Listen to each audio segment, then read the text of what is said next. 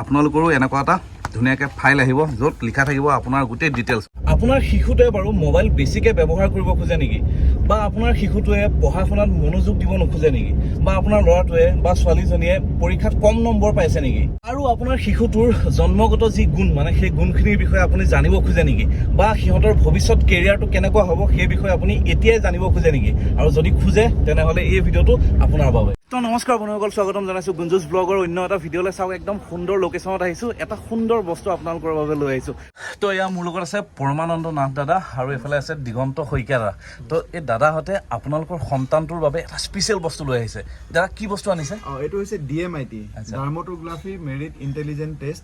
আৰু এই টেষ্টটোৰ থ্ৰুৱেদি আমি এজন বাচ্চাৰ বৰ্ণ টেলেণ্টটো আমি গম পাব পাৰোঁ আগতীয়াকৈ। 2 বছৰ বয়সতে আমি এইটো বস্তু গম পাব পাৰোঁ। আচ্ছা, মানে ইহঁতে কিহৰ প্ৰতি বেছি আগ্ৰহী হ'ব, কি হ'ব, এনেকুৱা টাইপৰ নেকি? তেওঁলোকৰ নেচাৰটো কেনেকুৱা হ'ব, তেওঁলোকে কি কৰিলে ভাল হ'ব, আৰু তেওঁলোকে আগলৈ ফিউচাৰত ক'ত যাব পাৰিব বা ক'ত গ'লে শান্তি পাব, তো সেইখিনি বস্তু আমি আগতীয়াকৈ 2 বছৰতে গম পাব পাৰোঁ। আচ্ছা, আমি বহুত ক্ষেত্ৰত দেখা পাওঁ যে পেৰেণ্টছবিলাক, অভিভাৱকবিলাকে মানে ষ্টুডেণ্ট ল'ৰা ছোৱালীৰ ওপৰত মানে বহুত বেছি কৰে।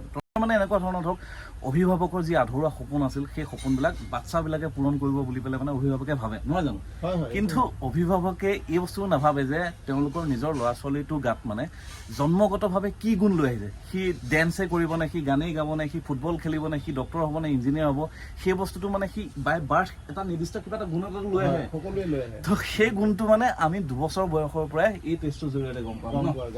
তো এই টেষ্টটো কৰি লওক আপোনালোকৰ বাচ্চাটোক, যাতে আপোনালোকে ভৱিষ্যতে তাক ডক্টৰে হওক বা ইঞ্জিনিয়াৰ হওক বুলি পেলাই মানে তাক ফ'ৰ্চ কৰিব নোৱাৰে ন। এই বস্তুটো আপোনালোকে 2 বছৰতে গম পাব। তো এইটো কেনেকৈ কৰিব, কি হয়, সকলোখিনি মই ডিটেইলছত দি আছোঁ। ভিডিঅ'টো একদম আগলৈ গৈ থাকিব, ষ্টেপ বাই ষ্টেপ চাই গৈ থাকক। দাদা এতিয়া প্ৰথমতে কওকচোন এই DMIT টেষ্টটো আচলতে হয় কি আৰু কিয় কৰিব লাগে মানে আমি? হয়, একদম চিম্পুল ভাষা যদি আমি ক'বলৈ যাওঁ, DMIT মিনিংটো হৈছে ডাৰ্মাটোগ্ৰাফি মেৰিট ইণ্টেলিজেন্সি টেষ্ট। আৰু এই টেষ্টটো কেনেধৰণে হয়, আমাৰ যে হাতত এই ফিংগাৰ প্ৰিণ্ট আছে, তো ডাৰ্মা মানে হৈছে স্কিন, আৰু ইয়াত যিটো কাৰ্ভ আছে সেইটো মিনিং হৈছে গ্ৰাফি। তো এই দুইটাকে মিলাই পেলাই ডাৰ্মাটোগ্ৰাফি হৈছে। আৰু ডাৰ্মাটোগ্ৰাফি মেৰিট ইণ্টেলিজেন্ট টেষ্ট বুলি সেইটো কাৰণে কয় DMIT শ্বৰ্ট ফৰ্মত, সেইটো DMIT। আচ্ছা, আৰু কিয় কৰিব লাগে DMIT টেষ্ট? কিয় কৰিব লাগে এইটো বহুত ডাঙৰ প্ৰশ্ন হয়, একচুৱেলি বহুত ভাল প্ৰশ্নও হয়। তাৰমানে আমাৰ এতিয়া কি হৈ আছে, ছাপ'জ মই নিজৰ কথাই কৈছোঁ, মই আজিলৈকে মই গম নাপাওঁ মই কি ভাল পাওঁ, বা মই কেনেকুৱা ধৰণৰ মোৰ কেৰিয়াৰটো প্লেন কৰিব লাগিছিলে, বা মই জন্মতে কি গুণ লৈ পেলাই মই আহিছিলোঁ। তো এইটো সময়ত তেনেকুৱা হয়, আজি আপুনি যদি চায় মানে যিবিলাক ল'ৰা ছোৱালী আছে সেই ল'ৰা ছোৱালীবিলাকে পঢ়িবলৈ গৈছে, মানে সকলোৱে পঢ়িছে, কিন্তু পঢ়া সময়ত সিহঁতে অন্যমনস্ক হৈ থাকে। অন্যমনস্ক হোৱাৰ ফলত তেওঁলোকে কেতিয়াবা মানে টিচাৰৰ পৰা পিটনো খায়, কেতিয়াবা মাক বাপেকক গালিও খায়, বহুত কিছুমান মানে খেলি মেলি হয়। আৰু সেই কথাটো এইটো কাৰণে হয়, চববিলাক ল'ৰা ছোৱালীয়ে পেটাৰ্ণ থাকে। তাৰমানে কোনোবাই হয় দেখি পেলাই শিকিব, কোনোবাই হয় মানে শুনি পেলাই শিকিব, আকৌ কোনোবাই ধৰি লওক আপোনাৰ মানে কৰি পেলাই শিকিব। তো এতিয়া যে কৰি শিকাটোক যদি আমি মানে দেখি শিকাটোলৈ লৈ যাওঁ, দেখি শিকাটোক যদি আমি কওঁ তো কৰি পেলাই শিক, তো এই উল্টা পুল্টা হোৱাৰ ফলত মানে গোটেইখিনি বস্তু খেলি মেলি হৈ থাকে। আৰু তেওঁ মানে কি হ'ব, এটা সময়ত পঢ়িবলৈ ভয় কৰা হ'ব, বা কিতাপখন ওচৰৰ ক'লে মানে তেওঁ জিকাৰ খাই উঠিব। তেনেকুৱা নিচিনা মানে ঘটনাবিলাক হৈ থাকে আমাৰ, তাৰ ফলত ৰিজাল্টবিলাকো ঠিক নহয়। তো গতিকে এই টেষ্টটো যদি আমি 2 বছৰৰ পৰা কৰিব পাৰে, এই টেষ্টটো যদি আমি আগতেই কৰা যায়, তেতিয়াহ'লে আমি ল'ৰাটোক গম পাওঁ যে ল'ৰাটোক কেনেকৈ পঢ়িব, বা ভৱিষ্যতে কি বনাব পাৰিব, তাত কি গুণ আছে।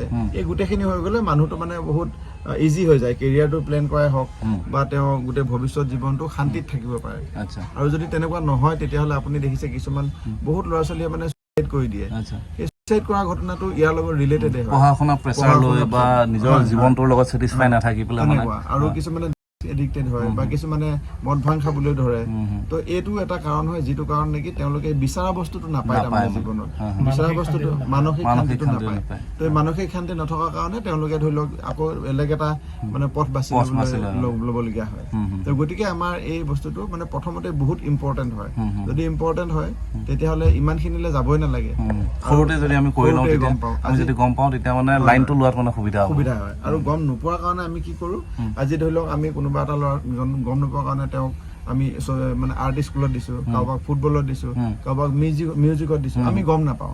আমি গম নোপোৱাকে তাৰমানে ইটোক এবাৰ লগাইছো, সিটোক এবাৰ লগাইছো, আৰু ফলৱতী হোৱা নাই। তাৰ বিনিময়ত কষ্ট পাইছে। যদি টেলেণ্টটো থাকিলে ঠিকে আছে, যদি টেলেণ্টটো তাত নাইয়ে তাৰ, তো উল্টা পুল্টা কৰি থকাৰ কাৰণে ল'ৰাটোও কষ্ট পাইছে, সময়টোও গৈছে আমাৰ, আৰু প্লাছ টকা পইচা চব গৈছে। তাৰ উপৰি অভিভাৱকৰ সপোনবিলাকতো আছে, সপোনবিলাকো সাৰ্থক নহয়। এতিয়া মই ভাবি আছিলো মোৰ ল'ৰাটোৱে হ'ব আপোনাৰ ফুটবলাৰ হ'ব, কিন্তু এতিয়া গৈ পেলাই মই দেখিছো তাৰ টেলেণ্টটো আছে, মিউজিকত আছে। তো গতিকে মই যদি তাক আপোনাৰ এজন ফুটবলাৰ বনাবলৈ যাওঁ, তেতিয়াহ'লে গোটেইখিনি উল্টা পুল্টা হ'ব, আল্টিমেটলি সি কষ্ট পাব আৰু কামটোও নহ'ব মোৰ। তো সেইটো এটা মেইন কাৰণ। তো কথাৰ মাজতে মই দেখাই দিওঁ, আমি অৰ্ডাৰ কৰিছিলোঁ চাওমিন। এয়া চাওমিন আহিছে, এইফালে চচ টচ দিছে মজাকে। তো চাওমিনৰ চচ খাই লওঁ, তাৰপিছত বাকী কথা পাতিম হ'ব। চাওমিন খাই থাকোঁতে মানে ফটককৈ এটা প্ৰশ্ন মোৰ মনলৈ আহি গ'ল। তো দাদা, যিটো টেষ্ট আছে, DMIT যিটো টেষ্ট আছে, কেনেকৈ কৰিব মানে? এইটো হৈছে এটা ফিংগাৰ প্ৰিণ্টৰ টেষ্ট হয়, আৰু আমি প্ৰতিজন মানুহৰে আমি 10টা আঙুলি থাকে, সোঁহাত আৰু বাওঁহাত। এটা এটা আঙুলিৰ 3টা চাপ লোৱা যায়, আৰু সেই চাপটো আমি লোৱাৰ পিছত আমি সেই চাপটো আমি বাহিৰলৈ পঠাই দিওঁ, আমাৰ যিটো কোম্পানী হয়। তো তাত পঠিয়াই দিয়াৰ পিছত তাৰ পৰা এটা ৰিপৰ্ট আহে, আৰু সেই ৰিপৰ্টটো এনেকুৱা ধৰণৰ হয়। মই আপোনালোকৰ মোৰ লগত ৰিপৰ্টটো আছে এনেকুৱা, টোটেল 69 পেজৰ এটা ৰিপৰ্ট আহে। এইটো আপোনাৰ এইটো আমাৰ ফ্ৰণ্ট পেজ হয়, থলুৱা DMIT টেষ্ট ৰিপৰ্টৰ। এইটো কাৰোবাৰ ৰিপৰ্ট হয় নেকি? এজন বেলেগ মানুহৰ ৰিপৰ্ট হয়। তো মই আপোনাক ৰিপৰ্টটো দেখাইছোঁ। এইটো চাওক, ইয়াত লিখা আছে থলুৱা মাইণ্ড পাৱাৰ। তো এনে থলুৱাটো কি হয়? থলুৱাটো একচুৱেলি প্ৰথমতে আমি ফুটবলৰ পৰা আৰম্ভ কৰিছিলোঁ, আৰু ফুটবলে আমি স্কুলবিলাকত প্ৰথমতে ফুটবল শিকাইছিলোঁ। আৰু যেতিয়া স্কুলবিলাকত আমি অলপ মানে কিছুমান প্ৰব্লেম পোৱা আৰম্ভ কৰিছিলোঁ, যে ল'ৰা ছোৱালী কেতিয়াবা ড্ৰপ আউট হৈ যায়, বা চব ল'ৰা ছোৱালীয়ে খেলিব কিয় নোৱাৰে, কিছুমানৰ আগ্ৰহ বহুত বেছি থাকে, কিছুমানক অলপ শিকালেই হয়, কিছুমানক বহুত শিকাব লাগে, তাৰ কাৰণবিলাক কি হয়। তেতিয়া তাৰমানে মোৰ মাইণ্ডত সদায় এটা কথা লাগি আছিলে, যে এই এনেকুৱাবিলাক কিয় হয়, কোনোবা এটাই ভালকৈ পঢ়ে, কোনোবা এটাই বেয়াকৈ পঢ়ে, এই কাৰণবিলাক তেতিয়া মই বিশ্লেষণ কৰিবলৈ চাইছিলোঁ। আৰু তেতিয়া মই এই DMIT-টো পাইছিলোঁ। DMIT-টো পাওঁতে তেতিয়া গম পালোঁ যে মানুহৰ যিটো টেলেণ্ট থাকে, আমি যদি সেইটো টেলেণ্টৰ এগেইনষ্টত গৈ কিবা কাম কৰি থাকোঁ, তেতিয়াহ'লে সেইটো ল'ৰাৰ মানে ইণ্টাৰেষ্টটো বহুত কম হৈ যায়, আৰু তেওঁ নোৱাৰে তাৰমানে সেইটো কৰিবলৈ কাৰণে। গতিকে আমি যদি আগতেই গম পাওঁ, প্ৰি প্লেন কৰিবলৈ, তেতিয়া বহুত ভাল হয় তাৰমানে আমাৰ। তো সেইটো এটা কাৰণ। এইটোৱে মূল কথাটো। তো আপোনালোকে যদি কৰিব বিচাৰে মানে এই গোটেই টেষ্টটো DMIT, তো তেতিয়া আপোনালোকৰো এনেকুৱা এটা ধুনীয়াকৈ ফাইল আহিব, য'ত লিখা থাকিব আপোনাৰ গোটেই ডিটেইলছ, মানে আপুনি কি ভাল পায়, কি বেয়া পায়, আপোনাৰ কোনটো বস্তুত ইণ্টাৰেষ্ট বেছি আছে, সকলোখিনি বস্তু এনেকুৱা এটা ফাইলত ধুনীয়াকৈ আহিব ন দাদা? হয়, আৰু লগতে আপুনি কেৰিয়াৰত কি কৰিলে ভাল হ'ব ভৱিষ্যতে, আপুনি কোনটো কেৰিয়াৰত যাব পাৰিব, কোনটো গ'লে ভাল, আপোনাৰ চেঞ্চ কি আছে, এই গোটেই কথাখিনি তাৰমানে ইয়াতে ৰিপৰ্টতে আপুনি পাব। আৰু আপুনি জন্মগতভাৱে কি লৈ আহিছে, কিছুমানে খেলিব, কিছুমানে পঢ়িব, কিছুমানে বেলেগ দিশত যাব, তো এই গোটেই কথাখিনি ইয়াতে আছে, এটা লিখা থাকিব। তো এইটো ধুনীয়াকৈ আপোনালোকক বুজাই দিয়া হ'ব যে আপুনি কি কৰিলে ভাল হ'ব, কি কৰিলে বেয়া হ'ব, নহয় জানো? তো বুজি পালে গোটেইটো বস্তু। এতিয়া এওঁলোকক কণ্টেক্ট কৰক, ফোন নাম্বাৰ তলত দেখিয়ে আছে, আপোনালোকে ডাইৰেক্ট ফোন কৰিব পাৰে। ফোন কৰি পেলাই আপোনালোকে এই গোটেই মানে টেষ্টটো আপোনালোকে দাদাহঁতৰ জৰিয়তে কৰিব পাৰে, নহয় জানো? হয়, আৰু আমি ফ্ৰেঞ্চাইজি দিয়াৰ ব্যৱস্থাটোও কৰিছোঁ। আমি যদি কোনোবাই ফ্ৰেঞ্চাইজি ল'ব বিচাৰে আমাৰ গোটেই অসমৰ পৰা বা বাহিৰৰ পৰা হ'লেও, তো আমি তেওঁক ফ্ৰেঞ্চাইজি আমি দিম, আৰু ফ্ৰেঞ্চাইজি থ্ৰুৱেদিও আমি বিজনেছটো আগবঢ়াম। আচ্ছা। তো গম পালে, যদি কোনোবা ইণ্টাৰেষ্টেড হয়, তো তেনেহ'লে আপোনালোকে ডাইৰেক্ট কল কৰি পেলাই দাদাহঁতৰ পৰা ডাইৰেক্টলি দাদাহঁতৰ লগত কথা পাতক, কেনেকুৱা কি কণ্ডিশ্যন আছে সকলোখিনি গম পাব।